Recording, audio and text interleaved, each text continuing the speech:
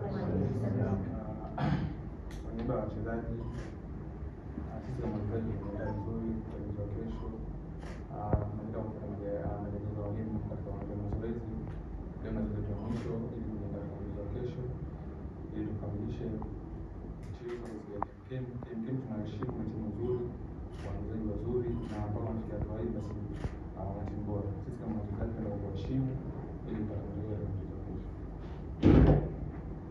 Kama kawaida unajitambulisha jina na chombo chako, unaweza swali. Karibu. Naitwa Benta Msole kutoka PNTV, Faisal Salum. Hii sio mara yako ya kwanza kucheza na wapinzani kutoka Zanzibar. Umeshacheza mechi nyingi na wapinzani tofauti tofauti. Sasa ipi tofauti ambayo tunakwenda kuitazama kesho dhidi ya KMC? Mechi itakuwa rahisi. Mechi itakuwa ngumu kwa sababu kama nilivyosema awali ni timu nzuri. Na hata tukicheza na Zanzibar na bara mechi kidogo inakuwa ngumu sana. Kwa hiyo sisi kama wachezaji tumejiandaa na tunajua katika mchezo wa kesho tutakuwa mchezo ngumu sana, lakini sisi tumejiandaa akili pamoja na uwanja. Swali lingine? Maswali? Kuna advantage yoyote pengine kucheza katika sehemu moja nyumbani kwa upande wako, lakini pia tukitazama umetoka kutumikia timu ya Taifa Stars, umepata muda mchache kuungana na timu? Advantage ipo kwa sababu hapa ni nyumbani. Hapa ni nyumbani na mimi kama mchezaji nashikana na ndugu zangu ili kuonesha kitu na kuipusha Azam FC katika kuingia katika stage. Na sisi kama wachezaji tunajua hilo na kiu yetu kubwa kwenda kuipusha Azam FC katika stage. Kwa hiyo tunaweza kupata matokeo katika ardhi ya nyumbani ili kuondoka na mchezaji. Uliza.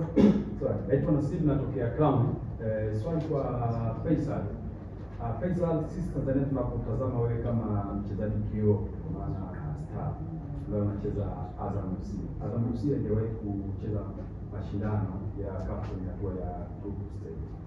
Watu wote imani yao ni kwako wewe kama mchezaji, lakini pia kuwasukuma na wachezaji wenzako licha ya pia atakuwa anafanya hiyo kazi kuhakikisha timu inafuzu kwenye makundi. Pengine wewe binafsi utajisikiaje ikitokea kwamba umefanikisha Azam FC kuingia katika makundi na ukacheza makundi, kwa sababu pia naamini hata wewe mwenyewe kama mchezaji unatamani kufanya kitu kama hicho, na nguvu yenu sasa kuhakikisha kwenye michezo miwili manake ya hapa Zanzibar na kwa nyumbani kwenu pale Azam Conference. Sisi kama wachezaji tumekaa na tunajua hilo kwa mambo yetu kubwa sasa hivi ni katika mechi mbili, ugenini na nyumbani.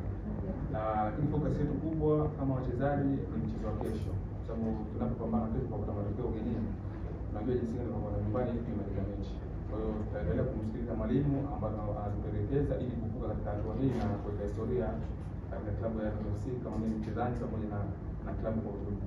Kwa hiyo tumejiandaa hivyo. Faisal, mara ya mwisho kushiriki michuano iliyotokea katika hatua za awali mapema kabisa.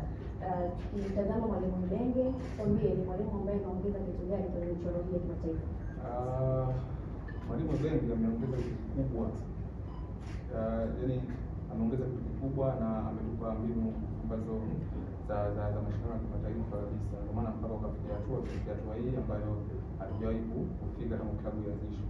Na imani kwa kupitia mazoezi ya leo tutakufuata mbinu zake ili tuvuke stage ili tuweke historia pamoja na yeye. Kwa hiyo tunafurahi na tunasikia pale kwa nani.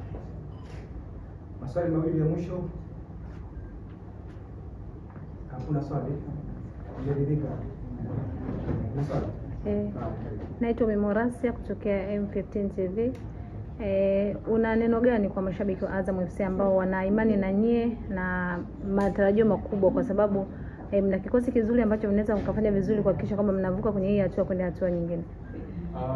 Mimi nawaomba sana mashabiki wa Azam FC katika mechi ya kesho wajitokeze kwa wingi ili kuja kuishangilia timu yao, kwa sababu wanapokuja kuishangilia timu yao sisi wanatukumbuka kupambana na kufanya vizuri katika mchezo wa kesho. Sisi kama wachezaji wao tunawaahidi tutawaangusha na kupambana zaidi. Na mwisho hiyo tunafunga. Tuambie kwenye ile laki mbaki tushinda. 70.